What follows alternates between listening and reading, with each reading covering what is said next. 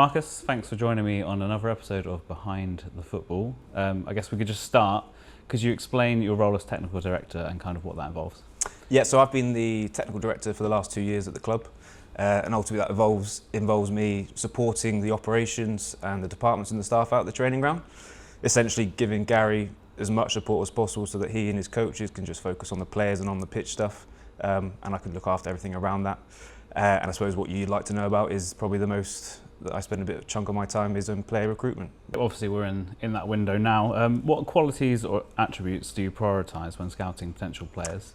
That's actually a really good question, and funny enough, I was at an event at Old Trafford last week where the topic of AI got mentioned and how that impacts scouting, and it was really interesting because it reaffirmed a few things. So I think what I've done since we set up the department 5 years ago, it's probably changed a bit. I say over the last couple of seasons, I've probably resorted back to what we did in the academy when I was in the academy 10 years ago, where we look at ABC work rate and reactions, so attitude, bravery, competitiveness, work rate and reactions. And those are ultimately things, for a bit of context, for the last, going back as 5-6 seasons, you get video of every single player and data of every single player. So the data's already watched the player for you every single game. If the player's played 150 games, the data's watched them 150 times. We can watch every minute of that player going back 5 years. So actually, when I find myself going to games now, you're looking for the things the data in the video doesn't pick up. So attitude, bravery, competitiveness, the work rate reactions, how hard are they running, how are they emptying their tank physically, how do they react to a turnover or going a goal down, what's their attitude like when they're losing, when they're winning, when they're playing well, what they're not, how do they interact with their team, what's their body language like. So all the things that you probably don't pick up through data, because then when you drive home and you're thinking about the player, you open up your laptop and you've got a wealth of information to go answer the questions that you have on that player. So it's probably changed, and I think just to add to that, the really important thing where we've got Sam Barrell in recruitment analysis and Malcolm Crosby and a group of scouts across the country and Gary and the coaches, they'll all watch a player through a completely different lens. They'll be looking for different things, they'll be valuing different things, and that's really important for us to then build the picture of a player to eliminate risk or understand the risk before we sign a player. So yeah, it varied, but mine's probably changed as time goes on. You're looking to bring in the best players you can, but how do you ensure that these players fit into our culture and playing style? Yeah, it's a really, really important part, and has been for as long as I've been at this club. I've watched this manager and previous managers. We've turned away players based on, after having a conversation with them or their character. So getting Gary in front of players is super important, because that's an opportunity for Gary and us to pitch ourselves to the player, but also an opportunity for us to get a feel for the player, and also lay out the expectations of what we are as a club in terms of community and what we expect. So that process is really important, and it does dictate a few decisions. And how do we balance our immediate need for with the club's long-standing commitment to developing talent through the academy and getting them into the first teams? How do you mix that together? A couple of really important ones. That's another really important one. It's a discussion that we'll have all the time in terms of we're aware of the players that we have that are young pros now and coming through, and that will dictate decisions on whether we take players on loan or how long the contracts of players will offer out, because we want to make sure the opportunities for those players are there. But also, even deeper than that, myself and Sam will meet with the academy recruitment team on a regular basis to understand what that looks like all the way down to 15, 14-year-olds, so we can, even though it might be a few years ahead of it, you're always planning for where gaps may be and opportunities for bringing players in from other leagues, or where we need to make sure we're keeping those pathways open for our own players as well. And we're a support-owned club with our budgetary constraints. How do you identify undervalued or overlooked players that can thrive in this division? Yeah, I think you mentioned there are constraints, but there's pros to that. So it kind of forces us as a recruitment department, myself, Sam, Malcolm, and management to think the Exeter City way. So, and that's really exciting. So that's whether that's opportunity to look at players that maybe they've had a bad season, maybe they just didn't play enough games and they'll be overlooked, or maybe it's looking in leagues where other teams might not value. That gives us the opportunity and the license to actually embrace that, and that's a positive. That's quite exciting. It means we can do things slightly different, and then it does mean we can find those players that are maybe overlooked that then can add value to us. And it'll always come with a risk, but we'll always make sure we're aware of what that risk is, and the rewards can be great with that, as we've seen previously. And on the flip side of that as well, what are the biggest challenges that you face when competing for players with clubs that have larger budgets? Is it about selling that Exeter City story and package and what we can offer them outside of the financial side of things? Exactly, you've answered it there. There is bigger budgets that we compete with, but again, our strength is we might not be rich in the contract we can offer a player, but what we are rich in is we can offer them minutes and opportunity to play games and that other teams can't, and we've got the evidence for that. So our strength is being able to offer that opportunity that other clubs can't, and we've got great evidence to back it up. So we have to utilise that strength, and that has to be an angle we take. So, and again, it will depend on the individual and their context and what they're after, but there's been examples previously, and hopefully in this window, where we've taken players where the opportunity is spoken rather than the money, and that's really important. That ties into your previous question on character, personality. Those are all big ticks that we look for in those players. You sort of mentioned it already, but are there any innovations or tools that you're particularly excited about using in the future for recruitment? Yeah, AI will be a really interesting one.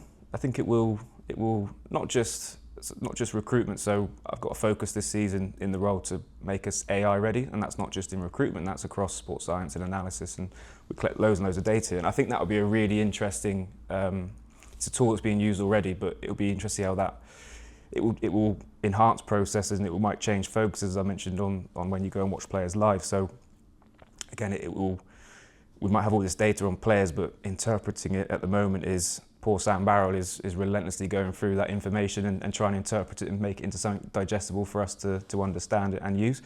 AI will really help with that process, and then means we can spend our time looking at other things or how we can move it forward. And we've been successful in bringing players in, from lower divisions and National League.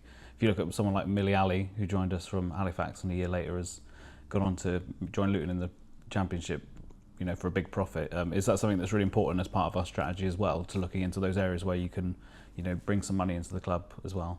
Yeah, exactly. So it is part of a strategy where we've done it really well with academy players over the years, and as we know, those come in waves, or sometimes you get gaps, and we've traditionally done it with our academy players, selling them, because that's how we're sustainable. That's how we move the club forward and enhance the playing budget and go again. And it's incredibly difficult. Selling £1 million players or championship players and then replacing them and being able to maintain or carry on improving is really difficult. But again, it's that exciting part of the challenge of doing it our way and taking advantage of the things we can. So it's important. Again, I mentioned we meet with the academy recruitment team, and that's to enhance our emerging talent group as well. So when there are gaps in academy players, we can look to the National League, or we can look to clubs above that maybe are releasing players that maybe will slot in at 18, 19 years old and fill some gaps we have, because it is important that we do develop players and hopefully they have success with us and they have individual success moving on, which we can then reinvest. What does our scouting network look like as well, and how far afield do we scout players? Yeah, so we obviously in the department we have myself, we have Sam Barrell, recruitment analyst, who, as much as he'll go through data and watch a lot of video, he'll also go watch games. We have Malcolm Crosby, the chief scout, who's out watching games, and then we have a team of scouts and spotters that are across the UK, just across the country, into Scotland, into Ireland. We also will look afield. We use that with video at the moment. So we've got a team out there who all contribute in different ways that are all probably the last couple of seasons, their focus has changed to, again, I mentioned it, it's probably getting the data blind spot on the video. So where there's not great coverage of leagues or competitions, those are the games they'll watch, because that's the information the data and the video is not picking up. So we tend to have a bit of a focus on that, as well as players once we start to target them as well. And then what does that process look like once you've identified a target? How do you kind of get in touch with them and find out if they're interested, and how does it progress with Gary and things like that? Yeah, so it's a huge process and it's incredibly collaborative. So when we set the department up 5 years ago, that's when it starts. There's players that we looked at 5 years ago that we're still cropping up in this window. It's still relevant. It's constantly ongoing. When you're identifying players, you're getting it from either data, from scouting, from coaches or opposition we play, or maybe it's agent recommendations or clubs picking players to us, or it's just recommendations from trusted sources. So you're getting so many players thrown in the filter, and it's our job, or between Sam and Malcolm, to filter through that, to monitor them, track them over time. As soon as a window finishes, you'll then look into the next window, which players are out of contract, where are the gaps going to be, what do we need to fill. So then you can initially start to strategise what that window is going to look like and what the balance of those players are. And then what Sam's been great at this year is drip feeding that information into the coaching staff through the season. So when we get to the point where the season finishes and we put shortlists in front of them, they're already familiar with quite a lot of those names. So a lot of the work's already done. So then it's great. As soon as the season finishes, we get all the attention of the coaches and the manager, And that's the most important thing, because they're the ones that are going to work with them every single day and put them on the pitch. So their input is absolutely vital. So at this stage, it's then a case of feeding those shortlists in, getting their opinion on them, and narrowing those lists down.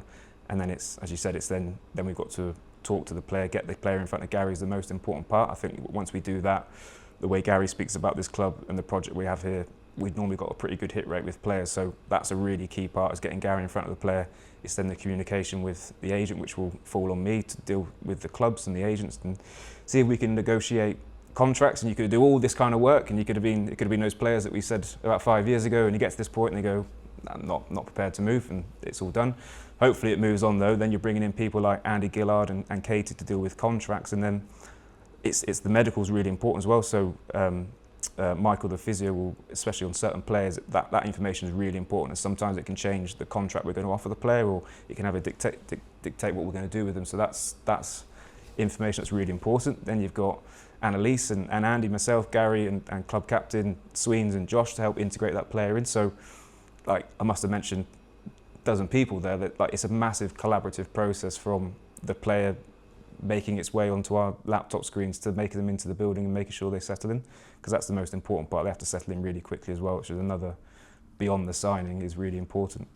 You mentioned, the advance of technology in that earlier, but that must be beneficial as well, in the fact that, before the invention of Zoom and things like that, you'd probably have to try and get the players down here to have a look and stuff, but now Gary can have those initial meetings on, virtually with the players. That must help as well. Yeah, but I think if you ask that question to Gary as well, he'll say the same thing. You want to do it face to face. You can tell a lot more from a person. It also shows a bit of intent. I think if you can, it really helps to do it face to face. But like you said, it does open up the avenue where you can do it over Zoom initially, and that's, like I said, it's those conversations are really important. So it does help, because it maybe takes away one of those obstacles, but then still the end goal is, can we get them face to face as well, which is, I think, is really important, because you need to see the environment.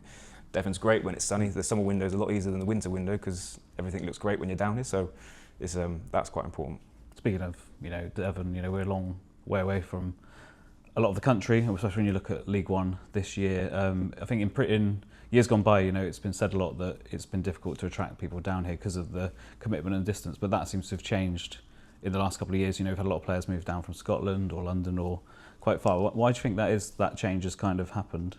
Yeah, I think there's a few. One is context. I think the individual player, if they're 28 years old and got a massive family and they've always been up north, it's going to be really hard to have them to relocate down here anyway. If it's a young player and it's all about career and progression and their focus is football, it's probably easier to get them down here. But then I'd say one thing that's really helped, and one thing that is a pull of having someone like Gary is himself and the career he's had, but also the way we play football is attractive. People want to be involved in that. Players, they want to be involved in attractive football, and that's what we try to implement. That's what we sell, and that's played a really big part as well. We've got and again, it's reputation as well. We talk about bringing young players through, but loan players as well. At the moment, we've got a great reputation of not just developing our players, but developing other players. That spreads, that's publicised. You guys do a great job of making sure we share that, but also internally, and when you go on courses, like I was at last week, people mention that. We've got a really good reputation, and that plays its part in either influencing the player, influencing the agent, or influencing the club we're trying to take players from. It's been really important. And speaking of those partnerships, we've had a really strong one with Brentford over the last couple of years. We look at loaning the likes of Ryan Trevitt, Tristan Kramer and Tony Ugan. That shows the benefit to them as well, and kind of our standing in the pyramid when it comes to loans. 100%. I think we've got great connections with multiple clubs, which really help. But I think the biggest connection we have is that we've taken players from clubs, they've joined us, and then they've gone back a better player, and they've gone on to do things. And that's the biggest thing, because then it means clubs like Villa and Chelsea, Fulham, Brentford, they're calling us and saying, "Who's next?" They want to send players to us. Again, it's that reputation. That's so important, and it helps. It helps in so many other ways. We've had staff going to visit these clubs, and it helps in so many different other areas by building those relationships. And it makes my job so much easier when you're talking to clubs, or you go into a club and you show a presentation. Saying words and saying the things you're going to do with players is one thing, but actually being able to point to evidence of, look what happened with these players, and then look what happened after they left us. It makes it so easy to convince people that we're a good place for players. We're about 2 months away from the start of the new season as well. Transfer window is open. What work is currently underway on recruitment? Yeah, it's in full flow. It's probably the most frustrating part of this time now, where you're constantly on the phone, you're constantly doing messages. you put so much work in and you don't really have anything to show for it yet. Well, we might do soon.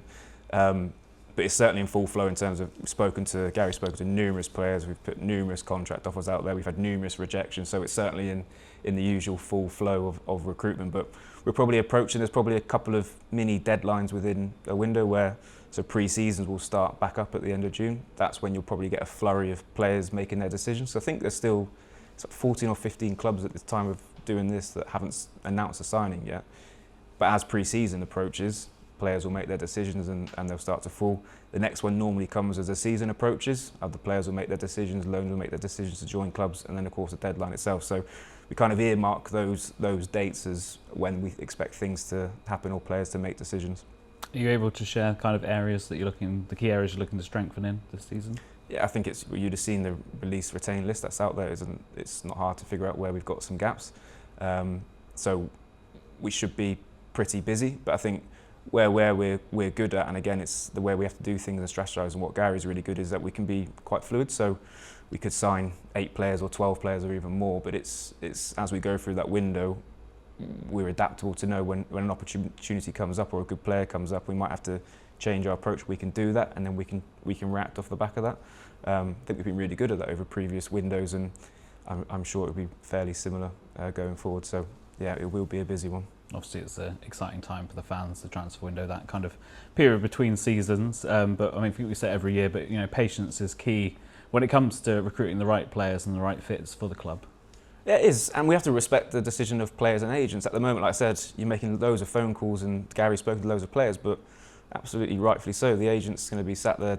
They want to know what the options are. The player's about to make a decision that's going to affect his next 3 years, and we have to respect that decision and that they're not going to rush it. We're not in a position where we can drop a big contract in someone that they can't refuse and they join us. So we have to respect that, but we also have to be proactive in making sure we're staying in touch with them and nudging them. But you're right, patience is key. And just on that as well, it's the fans have their part in the players we recruit, especially with young players and academy players. I never really thought about it until I think Gary mentioned it after being here about 6 months. He mentioned how patient the fan base is, and it clicks. Like they are, and that's why we can play young players, because young players or players that come from non-league, they don't come in and do really well and stay doing really well. They fluctuate with what they do, and fans stand by them, and then that can make or break a player. And other clubs that will break a player because they haven't got the patience, whereas it enables us to be able to give those opportunities. So the risk of that is so low. Like the fans have their contribution in how we develop players, and that needs to be acknowledged. I'm not sure it has been, but it does need to be acknowledged that they have a part in that. Just to finish as well, and to put you on the spot here, you've been at the club for quite a long time now, and you've progressed, from academy to first team, really, haven't you? So, what's your most proudest moments or success stories that you've had since you've been here? Would you say? God, Sky. There's loads. You can go for the obvious ones. Promotion, obviously, going through 3 playoff losses. How long is this going to be? Because I could talk for ages on this. I remember my first playoff final with the Blackpool one. It was a fairy tale season, and the way that ended was heartbreaking. It was destruction. Then the following playoff final against Coventry, you don't get your hopes up, and you lose, and it is what it is. The Northampton one was bizarre, as it were. So you're so damaged. So to get promoted automatically was an unbelievable release and a feeling. There's loads of stories that people won't see. Like you just mentioned there. We develop players that come through the academy and the first team. I've come from the academy, I've come from the first team, I've worked up. I love seeing the likes of Tom Yates in sports science or Alex Mitchell in analysis, where they come from university, they have their internships and they're employed full time. Those stories are they're fantastic. That's what the club's about for me. And I think part of my role is making sure those progressive opportunities are always happening, and those little things I feel quite proud of, seeing those jobs blossom.